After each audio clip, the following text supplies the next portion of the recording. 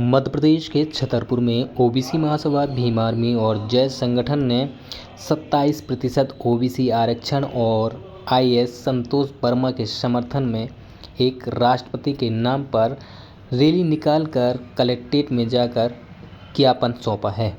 OBC महासभा के RD Prajapati ने कहा, संतों के द्वारा महिलाओं पर अभद्र तरीके से कई बार टिप्पणियां की जाती हैं, लेकिन उनके ऊपर कोई भी कार्रवाई नहीं की जा रही है।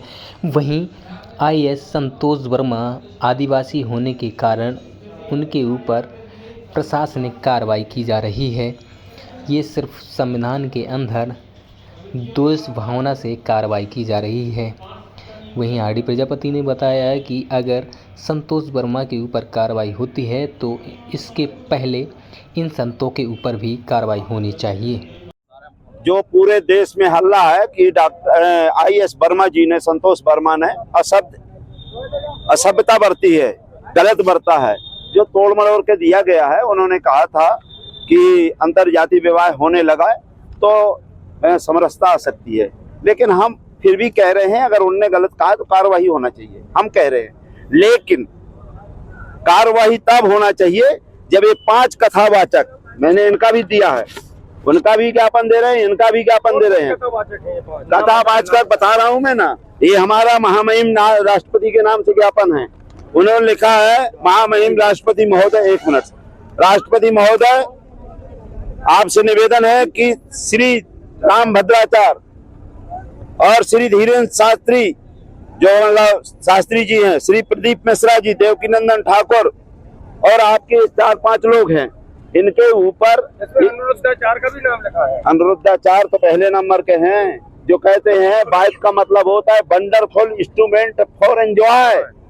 हमारी बहन बेटियां, वो तो एक आदमी के लिए कहा, अपने लड़के भर के लिए कहा, ये तो 140 करोड़ बहन बेटियों के लिए, सभी धर्मों की, चाहे हिंदू हो, मुसलमान हो, सिख हो, ईसाई हो, पारसी हो, आप ये सबके लिए कह रहे हैं। मैं इनको कहता हूँ, इनके ऊपर ऐसा मुकदमा कायम हो, ऐसी कार्रवाई हो कि जिंदगी भर कथा वाचना छोड़ दें, क्योंकि ये बेमनस्ता फैलाना चाहते हैं, ब्राह्मण ठाकुर जातियों में बंटवाना चाहते हैं। 5 आदमी मलाई खा रहे हैं और 5 आदमी के अलावा 6वां आदमी नहीं है।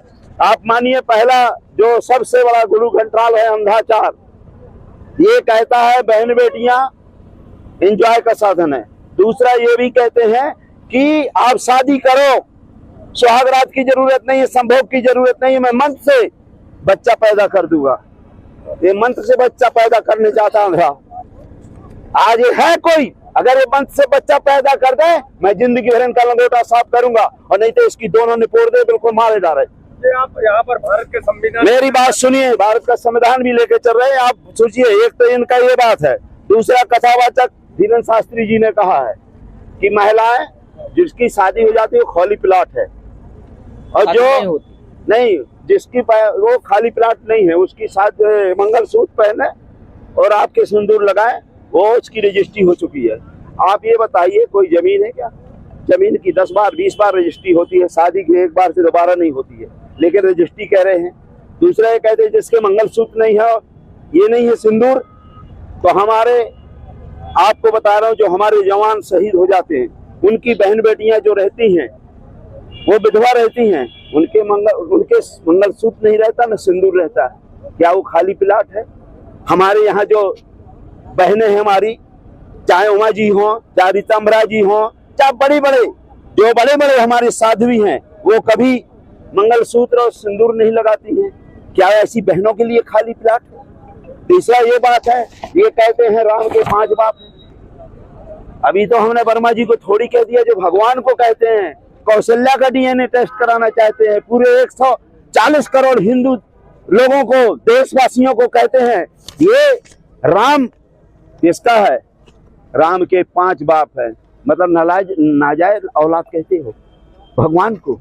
आप एक दूसरी बात ये कहते हैं, मैं इलू जानता हूँ, मैं रावण से बात करता हूँ, मैं पूरे देश का जानता हूँ। कब मेरे से ये लोग जो रक्षा मंत्री है मेरा उपयोग नहीं करना चाहते हैं। तो जितने बलात्कार होते हैं, जितनी चोरी होती है, जितनी डकैती होती है, जितने अन्याय होते हैं, जितने एक्सीडेंट हो रहे हैं, जितने जवान मर रहे हैं, तो आपकी इच्छा के अनुसार मर रहे हैं। क्यों नहीं आप उनको बताते हो? देशद्रोही हैं आप। बलात्कारी आप हैं, क्यों नहीं आप करते हो? जवाब सब जानते हैं। तीसरा अनुरुद्राचार। अनुरुद्राचार कहता है 20 से 25 वर्ष की लड़कियां आती हैं, वो 4 जगह मुंह मार के आती हैं, वो अपनी जवानी उतार कर आती हैं, ये कहते हैं। दूसरा कहते हैं कि जो महिलाओं के ज्यादा स्तन बढ़ जाते हैं तो धरती कांपने लगती है। अभी तो हमने सोचा था शेषनाग से धरती कांपती है। महिलाओं की इतनी गंदी, इतने घटिया, इतने नीच, जो करोड़ों लोगों के सामने निकम्मे बाबा करते हैं। ये हिंदू कहाँ गए? हिंदू राष्ट्र बनाने वाले इनके, ये हिंदू नहीं है हमारी बहन बेटियां। एक के लिए हम कहते फांसी लगा दो, IS वर्मा को फांसी लगा दो, लेकिन इनको बीच चौराहे पे जूते की माला पहना करके सभी महिलाओं के सामने नंगा करके इसको नाचाना चाहिए।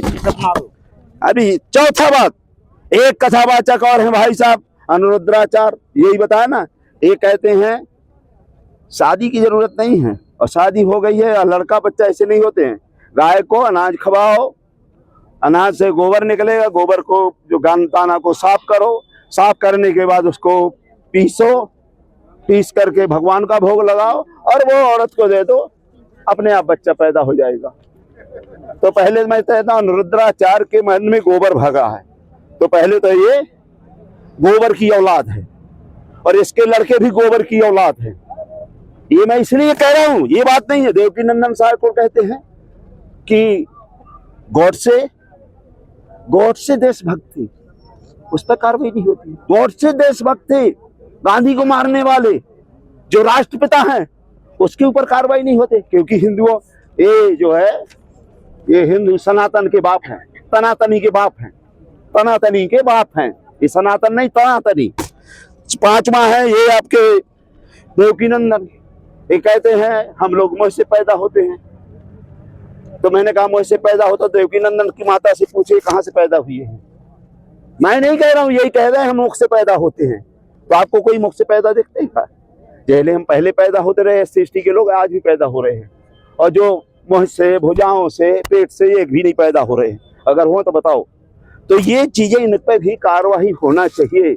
अगर इन पर कार्रवाई नहीं होगी तो संतोष वर्मा पे भी कार्रवाई नहीं होगी। करनी और कथनी में अंतर नहीं। ये क्यों है? ज्ञापन दिया जा रहा है, ये देंगे, ज्ञापन देंगे राष्ट्रपति को और मांग कर रहे हैं। यदि कार्रवाई नहीं होगी तो सड़कों पे हम समर्थन में उतरेंगे।